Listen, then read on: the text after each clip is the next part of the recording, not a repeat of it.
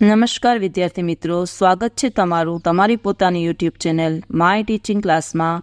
આજે આપણે ભણીશું ધોરણ 7 વિષય ગુજરાતી, એમાં પાઠ 10 વલયની અવકાશી સફર। આ એક વિજ્ઞાન કથા છે અને એમના લેખક છે કિશોર અંધારિયા। ચાલો વિદ્યાર્થી મિત્રો, તમે પાઠ સમજી લીધો હશે, તમને મજા પણ આવી હશે કે આ અવકાશી સફર છે અને કેવો અનુભવ થયો એ તમારા ટીચરે બહુ વ્યવસ્થિત સમજાવ્યો હશે। હું તમને આજે સ્વાધ્યાય પોથી પુરાવું છું, મારી સાથે સરસ અક્ષરે લખતા જાઓ, એ તમને બધાને શુભેચ્છા। ચાલો વિદ્યાર્થી મિત્રો, ચાલુ કરીશું। પ્રશ્ન નંબર 1 છે, સાચો વિકલ્પ શોધી સામે ચોરસમાં જવાબ લખો। પેલું છે, વલયની અવકાશી સફર પાઠનો મિત્રોનો અનુભવ કયા માસનો હતો? તો લખો સી, મે। બીજું, આકાશમાં પ્રકાશિત થતા એક લાલ ટપકા તરફ કોનું ધ્યાન ગયું? એમાં લખો સી, વિસ્મયનું।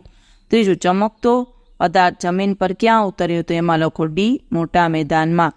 ચોથું, રાતા રંગથી જળાહળા રચનાનો આકાર કેવો હતો? તેમાં લખો એ, લંબગોળ। પાંચમું, કમળની પાંદડીઓની જેમ ચારેય દિશામાં શું ખુલી ગયું? તો એમાં લખો બી, યાન।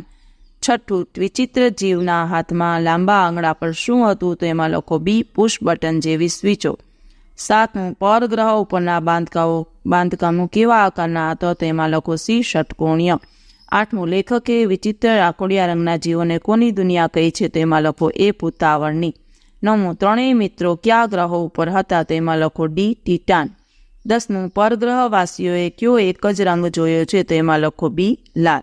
ચાલો વિદ્યાર્થી મિત્રો, પ્રશ્ન નંબર 2 છે, એક વાક્યમાં લખો। એમાં પ્રશ્ન પહેલો, મે મહિનાની રાત કેવી હતી? તો એમાં લખો મે મહિનાની રાત કાજળ કેરી હતી। બીજો, વિસ્મય, વિરાટ અને વલયમાં કઈ સમાન બાબતો હતી? તો એમાં લખો વિસ્મય, વિરાટ અને વલયમાં આ બાબતો સમાન હતી કે તેઓ અભ્યાસમાં હોશિયાર હતા અને વિજ્ઞાનમાં એમને ખૂબ રસ હતો। ત્રીજું, બંને મિત્રોને ઇશારો કરી વિસ્મયે શું જોવા કહ્યું? તો જવાબ લખો બંને મિત્રોને ઇશારો કરી વિસ્મયે એમને અંધારામાં આકાશમાં પ્રકાશિત લાલ ટપકું જોવા કહ્યું। ચાલો વિદ્યાર્થી મિત્રો, પછીનું જોઈએ। ચોથું, પ્રકાશિત લાલ ટપકું જોઈને વિસ્મય શું બોલ્યો? જવાબ લખો પ્રકાશિત લાલ ટપકું જોઈને વિસ્મય બોલી ઉઠ્યો, અરે આ વગર દિવાળીએ રોકેટ કોણે ફોડ્યું વળી? હવે પાંચમું, વિરાટનો હાથ પકડીને વિસ્મયે શું કહ્યું? જવાબ લખો વિરાટનો હાથ પકડીને વિસ્મયે પોતાનું અનુમાન જણાવતા કહ્યું કે આ પ્રકાશિત ગોળો એ સ્પેસ શટલ જેવું બીજા ગ્રહનું અતિ આધુનિક યાન હોવું જોઈએ। છઠ્ઠું, મમ્મી પપ્પા કે કાકાને જગાડવાની વલયને કોણે ના પાડી? શા માટે? જવાબ લખો મમ્મી પપ્પા કે કાકાને જગાડવાની વિરાટે વલયને ના પાડી કારણ કે તેના મતે મોટાઓ ધારીએ તેટલા નીડર નથી હોતા અને વળી ડરના માર્યા તેઓ એમને કોઈ સાહસ કરતા પણ રોકે ખરા। સાતમું, દાદરથી નીચે ઉતરતા ત્રણેયના મનમાં શું હતું? જવાબ લખો દાદરથી નીચે ઉતરતા ત્રણેયના મનમાં થોડો ભય હતો, સાથે ઘણી જિજ્ઞાસા પણ હતી। આઠમું, યાનનો આકાર કેવો હતો? લખો યાનનો આકાર ઈંડા જેવો હતો। નવમું, યાન કેવી રીતે ખુલી ગયું? તો લખો યાન કોઈ પણ અવાજ વગર કમળની પાંદડીઓની જેમ ચારેય દિશામાં ખુલી ગયું। 10મું, યાંત્રિક લાગતી રચના એની ભાષાનું કઈ ભાષામાં રૂપાંતર કરતી હતી? જવાબ લખો યાંત્રિક લાગતી રચના એની ભાષાનું અંગ્રેજી ભાષામાં રૂપાંતર કરતી હતી। ચાલો વિદ્યાર્થી મિત્રો, પ્રશ્ન નંબર 3 છે, નીચેના પ્રશ્નોના ઉત્તર લખો। એમાં પેલું, પરગ્રહનું યાન કેવું લાગતું હતું? વર્ણન કરો। જવાબ લખો પરગ્રહનું યાન રાતા રંગથી ઝળહળતું હતું, એનો આકાર ઈંડા જેવો હતો, એની આસપાસ આવરણ નીચે વિચિત્ર વાસ આવતી હતી, તેને ક્યાંય દરવાજો કે બારી ન હતા, કમળની પાંદડીની જેમ અવાજ કર્યા વિના ખુલતું હતું ને બંધ થતું હતું। બીજું, દારૂખાનું રોકેટ હોવાની 3 મિત્રોની માન્યતા સાથી ભાંગવા માંડી? જવાબ લખો અંધારામાં આકાશમાં લાલ ટપકા જેવો પ્રકાશ દેખાતા મિત્રોને થયું કે તે દારૂખાનું રોકેટ હશે, પણ ટપકું નીચે આવતા મોટું થવા લાગ્યું, આકાશમાં એકાએક રાતો રંગ ઝળહળી ઉઠ્યો, પરિણામે દારૂખાનાના રોકેટની માન્યતા ભાંગવા માંડી। ત્રીજું, પરગ્રહવાસીનું શરીર કેવું લાગતું હતું? જવાબ લખો પરગ્રહવાસીનું શરીર રાખોડી રંગના રબરમાંથી બનેલું હોય તેવું નરમ પોચું લાગતું હતું, તેને નાક કાન જેવું કંઈ ન હતું, આંખો કપાળથી ઘણી નીચી, વિચિત્ર અને સંપૂર્ણ ગોળ હતી, આંખો પર પાપડ ન હતી, માથાનો ભાગ મોટો હતો અને તેની પર વાળ ન હતા, રાખોડી રંગના માથા પર એરિયલ જેવી 2-3 રચના લગાડી હતી, તેના હાથના વિચિત્ર પૂરા બટન જેવી સ્વીચો હતી। ચાલો ચોથું, ત્રણેય મિત્રો જીવ પાછળ કેમ ખેંચાવા લાગ્યા? જવાબ લખો ત્રણેય મિત્રોની નજીક આવ્યો, જીવ ત્રણેય મિત્રોની નજીક આવ્યો, તેણે વારાફરતી ત્રણેયના હાથને પોતાના હાથ વડે સ્પર્શ કર્યો, તેના હાથના આંગળા લાંબા અને વિચિત્ર હતા. આંગળા પર પુશ બટન જેવી સ્વિચો જોડાયેલી હતી. એનો સ્પર્શ થતાં ત્રણેય મિત્રોના શરીરમાં કશો પ્રવાહ વહ્યો. આથી ત્રણેય મિત્રોએ વિચિત્ર જીવ પાછળ ખેંચાવા લાગી.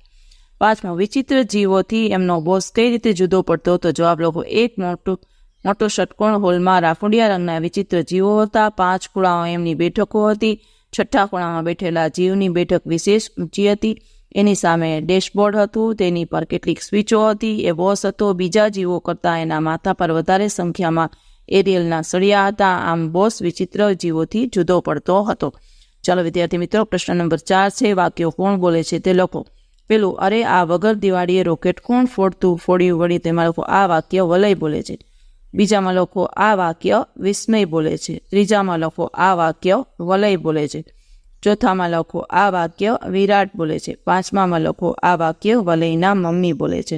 ચાલો વિદ્યાર્થી મિત્રો, હવે 5મો પ્રશ્ન છે.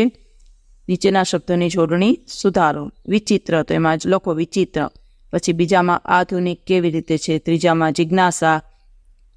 ચોથામાં નિરીક્ષણ. 5મામાં પૃથ્વી. 6ઠામાં ષટકોણ. 7મામાં આકૃતિ ને 8મામાં પરિષદ. ચાલો હવે બબે સમાનાર્થી. ધ્યાન, તો એમાં લખો લક્ષ્ય અને એકાગ્રતા. બીજું ઈશારો, સૂચન અને સંકેત. ત્રીજું અવાજ, તો એમાં લખો ધ્વનિ અને શબ્દ. ચોથામાં નવાઈ, તો કે વિસ્મય અને અચરજ.